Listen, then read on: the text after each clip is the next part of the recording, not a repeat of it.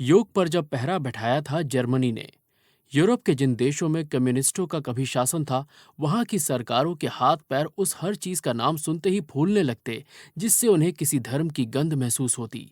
पूर्वी जर्मनी का भी यही हाल था, जहां योग पर पाबंदी थी। योग अवैज्ञानिक है, तंत्र मंत्र जैसा रहस्यवादी। मजदूर वर्ग की विचारधारा से इसका कोई मेल नहीं बैठता। ये कोई ऐसा खेल या व्यायाम नहीं जिससे देश को मेडल मिल सके। ये विचार थे कम्युनिस्ट शासन वाले पूर्व जर्मनी के। दूसरे विश्व युद्ध के बाद जब जर्मनी दो हिस्सों में बटा, तो पूर्वी हिस्से ने दुनिया को जानने के कई दरवाजे बंद कर दिए। ये दरवाजे खुले तभी जब 4 दशकों बाद 1989 में बर्लिन की दीवार गिरी। इनमें एक दरवाजा योग का भी था।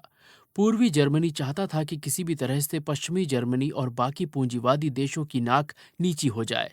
औद्योगिक मोर्चे पर कोई टक्कर लेना उसके बस की बात नहीं थी। ऐसे में उसने खेलों को चुना। लक्ष्य बनाया ऐसे खिलाड़ी तैयार करना जो ओलंपिक्स और दूसरी अंतर्राष्ट्रीय प्रतियोगिताओं में पदकों के ढेर लगा सकें। ठीक इसी समय उसने योग से दूरी बना ली। जर्मन जिम्नास्टिक्स और खेल संघ की और योग को हानिकारक रहस्यवाद घोषित कर दिया गया। योग करना तो दूर, इसके बारे में बात करने का भी मतलब था मुसीबत को बुलावा देना। हालांकि इसके बाद भी कुछ लोग चोरी छिपे योगासन करते रहे। वे पश्चिमी जर्मनी में रहने वाले रिश्तेदारों से चोरी छिपे योग की किताबें मांगकर आसन सीखते। खुद पश्चिम जर्मनी जा सकना या वहां से डाक द्वारा किताबें मंगाना कानूनी रूप से प्रतिबंधित था। पूर्वी जर्मनी में लाइप्जिग शहर की इंगे लेमान याद करती हैं, योगासनों से कोई पदक नहीं मिल सकना ही मेरे लिए बिल्कुल सही था। मैं केवल अपने लिए ही कुछ ऐसा करना चाहती थी जिसका किसी प्रतिस्पर्धा या हार जीत से कोई संबंध ना हो। इंगे लेमान ने 1970 वाले दशक में योगासन सीखना शुरू किया। कुछ परिचितों की मदद से उनके हाथ एक किताब लगी, योग के माध्यम से एक नया जीवन। इसकी लेखिका थीं अमेरिका को पहली बार भारतीय योग विद्या सिखाने वाली रूसी मूल की योग माता इंदिरा देवी। इंगे लेमान ने इस किताब को कई बार पढ़ा, पॉइंट्स बनाए और इसी से आसन सीखे। इसके बाद जो लोग उनके पास पीठ दर्द, कमर दर्द या ऐसी दूसरी शिकायतें लेकर आते, वो उन्हें योग करने की सलाह देती। यहाँ तक कि वो खेल संघ के ही एक जिम्नास्टिक हॉल में तनाव मुक्ति व्यायाम में शदम नाम से योगासन सिखाने भी लगी। पूर्वी जर्मनी में ही कोडबुस के गेड शाइटहाउयर ने 1970 वाले दशक की शुरुआत में बीटल्स और पंडित रविशंकर का संगीत सुना था। कुछ दोस्तों से योग और बौद्ध धर्म के बारे में जानकारी मिली थी। वो बताते हैं, पश्चिम बर्लिन और हैम्बर्ग में मेरे कुछ दोस्त थे। उनसे मैंने योग की कोई ऐसी किताब मांगी जिसमें विभिन्न आसनों और हठयोग का वर्णन हो। किताबें मुझे भेजी तो गईं, पर कभी मिली नहीं। किताब इसलिए नहीं मिली क्योंकि पूर्वी जर्मनी में सारी डाक सेंसर होती थी। किताबें और अन्य प्रकाशन ही नहीं, चिट्ठियां भी अधिकतर जब्त कर ली जाती। गुप्तचर विभाग उन लोगों को तंग करने लगता था जिनके नाम पते पर उन्हें भेजा गया होता। इसलिए गेड शाइटहाउयर के मित्रों ने अगली बार किताब के करीब 600 पृष्ठों की फोटोकॉपी बनाई और 10 से 20 पन्ने वाले अलग अलग लिफाफों में डालकर अलग अलग दिन डाक से भेजे। इस तरह से सभी तो नहीं, तब भी अधिकतर पन्ने गेड तक पहुंच गए। उनकी सहायता से उन्होंने खुद ही योगासन सीखे। गेड ने पूर्वी जर्मनी में उस समय की अनिवार्य सैन्य सेवा में भर्ती होने से 1981 में मना कर दिया। सरकार से भारत जाने के लिए पासपोर्ट देने की मांग की, जो उन्हें कभी नहीं मिला। पूर्वी जर्मनी के साधारण नागरिकों को ऐसे देशों की यात्रा करने की अनुमति नहीं थी जो सोवियत संघ के नेतृत्व वाले गुट के समाजवादी बंधु देश नहीं कहलाते थे। साधारण लोगों को गैर कम्युनिस्ट देशों की यात्रा के लिए पासपोर्ट और उसमें लगने वाला एग्जिट वीजा मिलता ही नहीं था। दोनों के आवेदन के लिए ना तो कोई फॉर्म होता और ना ही कोई ऐसा ऑफिस जहां जाकर आवेदन किया जा सकता।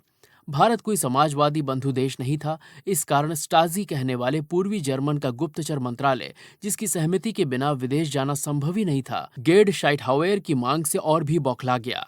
गेड बताते हैं, 1983 में एक दिन जब मैं पूर्वी बर्लिन में भारतीय दूतावास से कोडबुस में अपने घर लौटा, तो किसी ने मुझसे कहा कि श्रीमान शाइटहाउयर, जरा हमारे साथ चलिए। उन्हें गिरफ्तार कर लिया गया और 3.5 साल जेल की सजा सुना दी गई। भारतीय दूतावास में जाने के कारण उन पर आरोप लगाया गया कि वो अपने देश के बारे में गोपनीय जानकारियां लेकर देशद्रोह का कार्य कर रहे हैं। गेट 3.5 साल तो नहीं, पर 2 साल से कुछ अधिक समय जेल में रहे। पश्चिम जर्मन सरकार ने पैसा देकर 1985 में उन्हें छुड़ा लिया। दरअसल पूर्वी जर्मनी के पास विदेशी मुद्रा की कमी थी। दूसरी ओर पश्चिमी जर्मनी दिखाना चाहता था कि देश का विभाजन अन्याय है और वो सभी जर्मन को अपना मानता है। ऐसे में उसने पूर्वी हिस्से में जेल में बंद उन लोगों को पैसा देकर छुड़ाना शुरू कर दिया जो उसकी विचारधारा से मेल खाते थे। इस राजनीति में गेड का फायदा हो गया। वो पश्चिम जर्मनी पहुंचे और 2 साल बाद वहां से सीधे गोवा। लेकिन गोवा पहुंचकर मानो उनका सपना ही टूट गया। वो कहते हैं, वहां तो गुरु चेले चिलम चरस पीकर धुत रहा करते थे। योग गुरु लड़कियों के साथ ज्यादा व्यस्त रहते। बस यही थी योग साधना की पढ़ाई। 1990 में पूर्वी जर्मनी का अस्तित्व मिट जाने के बाद उसके गुप्तचर मंत्रालय की सारी फाइल एक विशेष अभिलेखागार में रखी गई। ये फाइलें उन सभी लोगों के लिए उपलब्ध हैं जो ये जानना चाहते हैं कि उनके बारे में क्या बातें जमा की गई थीं। गेड शाइटहाउयर को अपने बारे में जो फाइल मिली उससे पता चला कि उनके पीछे 18 जासूस लगाए गए थे। केवल 1 करोड़ 80 लाख जनसंख्या वाले पूर्वी जर्मनी के गुप्तचर मंत्रालय के पास 91,000 नियमित जासूस और अन्य कर्मी थे। उनके अलावा कुछ 1 लाख ऐसे लोग थे जो पैसों के लिए दूसरों की जानकारी मंत्रालय तक पहुंचाते। योगाभ्यास की चोरी छिपे बढ़ती हुई लोकप्रियता को दबाने के लिए 1978 में पूर्वी जर्मनी में योग और जिम्नास्टिक शब्द को मिलाकर योगानास्टिक गढ़ा गया था। 80 अलग अलग व्यायाम थे इसमें और कुल मिलाकर था वो जिम्नास्टिक ही। मीडिया में इसका खूब ढोल पीटा गया, लेकिन इसका उल्टा असर हुआ।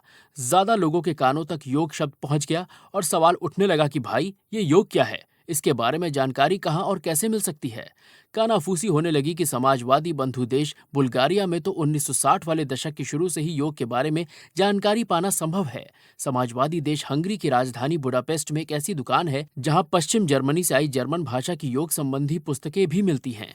यही नहीं, पूर्वी जर्मनी के अपने ही लाइप्जिग शहर में जर्मन पुस्तक व्यापार संघ का 1916 में स्थापित एक ऐसा पुस्तकालय है जो जर्मन भाषा में दुनिया भर में प्रकाशित सभी किताबें जमा करता है। यहाँ योग पर भी किताबें थीं। ऐसी बातों ने योग को और प्रचलित कर दिया। कह सकते हैं कि जब सरकार योग को अवांछित बनाने में लगी थी, तब लाइप्जिग शहर योग सीखने सिखाने का गुप्त अड्डा बन गया। इस विरोधाभास की एक वजह थी हाइंस कुर्खास्की। ये भारतविद, एथनोलॉजिस्ट और योग प्रेमी भी थे। हिटलर के समय नाजियों का अत्याचार सहा था उन्होंने और बहुत सम्मान था उनका। साथ ही वो पूर्वी जर्मन कम्युनिस्ट पार्टी एसईडी की स्थानीय शाखा के पार्टी सचिव भी थे, तो बहुत दबदबा था उनका। वो देश भर में घूमकर भारतीय योग विद्या पर लेक्चर देते। उनसे प्रभावित होने वालों की संख्या इतनी बढ़ गई कि लाइप्जिग में ही योग और प्राचीन भारतीय चिकित्सा पद्धति की कार्यमंडली नाम से एक संगठन की नींव डाली गई।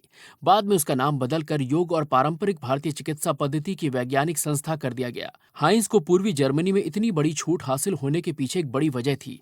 दरअसल वो भी गुप्तचर मंत्रालय के लिए काम करते थे। उनके बारे में भी 800 पन्नों की फाइल है। इससे पता चलता है कि उनका छद्म नाम लेक्टोर था। उनके जरिए सरकार उन लोगों का पता लगाना चाहती थी जो योग प्रेमी या प्रचारक थे। 81 वर्ष की उम्र में अक्टूबर 2000 में हाइंस की मौत हुई।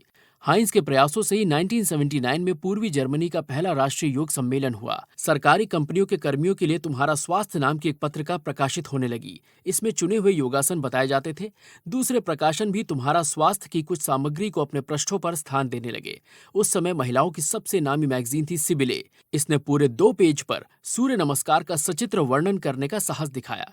इन सबसे साफ होने लगा था कि योग को लेकर पूर्वी जर्मन का अड़ियल रवैया बदलने लगा है। इसके पीछे एक अंतर्राष्ट्रीय कारण भी था। अप्रैल 1984 में जब रूसी अंतरिक्ष यान सोयूज T11 रूसी अंतरिक्ष स्टेशन सल्यूट 7 की दिशा में चला, तो उनमें एक भारतीय अंतरिक्ष यात्री भी सवार था। नाम था राकेश शर्मा। उन्होंने स्पेस स्टेशन पर करीब 8 दिन बिताए। वहां योगासन और योग संबंधी कुछ प्रयोग भी किए। उन्हें दुनिया भर ने टेलीविजन पर देखा और अखबारों में पढ़ा। इससे लोगों में योग के प्रति एक ऐसी जिज्ञासा जागी जिसने सरकारी दुराग्रहों और पूर्वाग्रहों की चूलें हिला दी। पूर्वी यूरोप की कम्युनिस्ट सरकारों के लिए योग की उपयोगिता को झुठलाना आसान नहीं रह गया। पूर्वी जर्मनी भी इससे अछूता नहीं रहा। 1985 से रेडियो और टेलीविजन पर योग के इतिहास और उसके आसनों की नपी तुली सावधानीपूर्ण चर्चा होने लगी। कहा जाने लगा कि योग 5000 साल पुरानी भारतीय विद्या है। हाइंस कुर्खास्की को ऐसे कार्यक्रमों में अक्सर बुलाया जाता था। 12 सितंबर 1989 की बात है। बर्लिन की दीवार गिरने से पहले पूर्वी जर्मनी का आखिरी हफ्ता हाइंस रेडियो पर आए और एक सवाल के जवाब में कहा, यदि आप हर दिन योगाभ्यास करना चाहती हैं तो मेरा सुझाव है कि कमरे में हमेशा किसी एक जगह को इसके लिए चुनें। तब आप हमेशा अपने सुपरिचित परिवेश में होंगी। खिड़की खोलें, गलीचे पर लेट जाएं और अब आसन का अभ्यास